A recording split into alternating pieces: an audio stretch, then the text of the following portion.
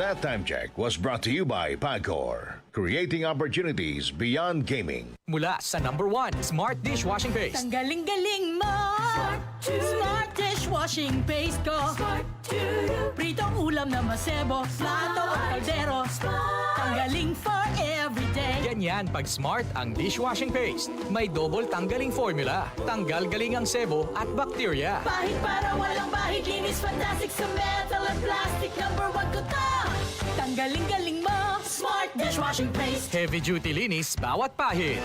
Smart Dishwashing Paste, manufactured by ACS Manufacturing Corporation. ISO certified, world-class quality. ACS. Anumang sandali, muling darating si Jesus.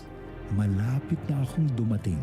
Dala ko ang aking gantimpala para sa bawat isa ayon sa mga ginawa niya. Ako ang Alpha at ang Omega, nang ibig sabihin ang una at ang huli. Revelation 22, verse 12 to 13. Repent. Turn to Jesus today. He is the only way to heaven. Brought to you by MX3. MX3 capsule helps avoid pain discomfort. Iwas-iwas sa sakit. Goodbye to me, Mansha. Hello, bright bar blue. Isang labanan yan. Bright bar blue. Pride Bar Blue with powerful stain-away enzymes. Malupit magtanggal ng dumit mancha pero di masakit sa kamay. Goodbye to me, Mansha. Hello, bright bar blue.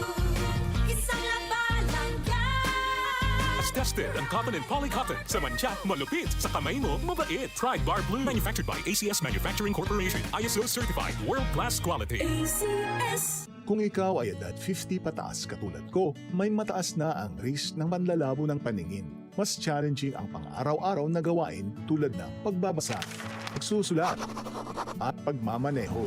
Ang Optin ay may lutin na maaaring makatulong sa kalusugan ng mata, nilalabanan ang epekto ng glaucoma, macular degeneration at katarata. Kitang-kita ang kalusugan. Mabibili ang Optin sa mga pangunahing butika nationwide. Mahalaga ang paalala, ang Optin ay hindi gamot at hindi dapat gamitin panggamot sa anumang uri ng sakit. Boom, papaya, white rose papaya, yeah, yeah, yeah. Boom, puti ka in 7 days, oh yeah, yeah, yeah, yeah, yeah, yeah. White rose papaya. New White Rose Papaya. May double whitening ng papaya extracts and vitamin B3. Clinically proven magpaputi in as early as 7 days with regular use. Boom, puti ka, white rose papaya, yeah, yeah, yeah, yeah, yeah. Papaya puti, papaya fast. White Rose Papaya with vitamin B3. Manufactured by ACS Manufacturing Corporation. ISO certified, world-class quality. ACS.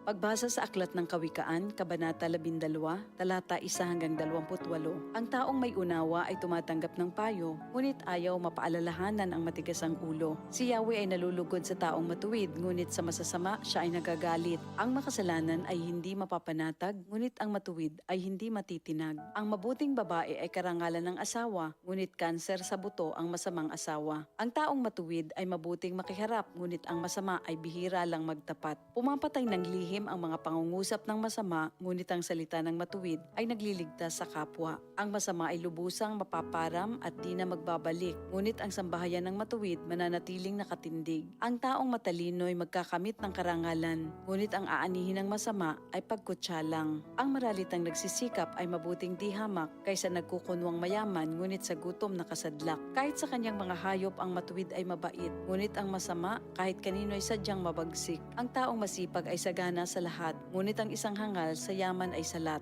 Ang nais ng masama ay puro kasamaan, ngunit ang tuntungan ng matuwid ay hindi magmamaliw. Ang masama ay nahuhuli sa salita ng kanyang bibig, ngunit ang matuwid ay malayo sa ligalig. Ang kakamti ng tao ay batay sa gawa o salita, bawat isa ay tatanggap ng karampatang gantimpala. Ang akala ng mangmang ay siya lamang ang tama, ngunit handang tumanggap ng payo ang taong may unawa. Ang pagkainis ng mangmang kaagad nahahalata, ngunit ang mga matatalino di pansin ang pagkutya. Sa pagsasabi ng tapat, lumilitaw ang katarungan, ngunit ang pagsisinungaling ay lumilikha ng kapahamakan. Ang matalas na pananalita ay sumusugat ng damdamin, ngunit sa magandang pananalita, sakit ng loob ay gumagaling. Ang tapat na labi ay mananatili kailanman, ngunit ang dilang sinungaling ay hindi magtatagal. Ang nagbabalak ng masama ay mag-aani ng kapahamakan, ngunit ang nag-iisip ng mabuti magtatamo ng kagalakan. Ang kasamaang palad ay malayo sa matuwid, ngunit ang buhay ng masama ay puno ng ligalig. Namumuhay si Yahweh sa taong sinungaling, ngunit ang tapat ay ligaya niya at aliw. Di agad sinasabi ang alam ng matalino, ngunit kahangalan ay inihahayag ng mangmang na tao. Balang araw, ang masikap ang mamamahala, ngunit ang tamad ay mananatiling alila. Nagpapahina sa loob ng isang tao ang kabalisahan, ngunit ang magandang balita ay may dulot na kasiglahan. Ang payo ng kaibigang matuwid ay isang gabay, ngunit ang daan ng masama ay tungo sa pagkaligaw. Hindi makakamit ng tamad ang kanyang hinahangad, ngunit ang masikap ay laging may magandang hinaharap. Ang matuwid na landas ay patungo sa buhay, ngunit ang maling daan ay hahantong sa kamatayan. Ito ang salita ng Diyos. Ito ang DCXL News. 558 kHz. 6 na dekadang maaasahan sa balita at serbisyo publiko. Ang himpilan ng RMN Network sa Mega Manila. Live sa radyo at online.